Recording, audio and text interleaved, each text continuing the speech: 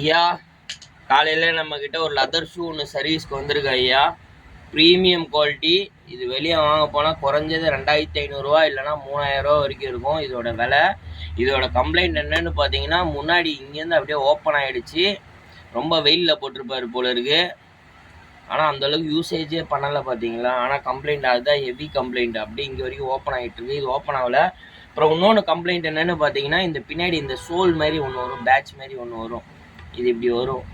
இது பார்த்தீங்கன்னா தனியாக பிடிங்கிட்டு வந்துட்டுருக்கு போல இருக்குது. இது ஒரு கம்ப்ளைண்ட். இதில் இந்த 2 கம்ப்ளைண்ட்டு தான் அதான் அட்டன் பண்ணிக்கிட்டு இருக்கேன். இது பக்காவாக நீ சர்வீஸ் பண்ணி கொடுக்கணும்.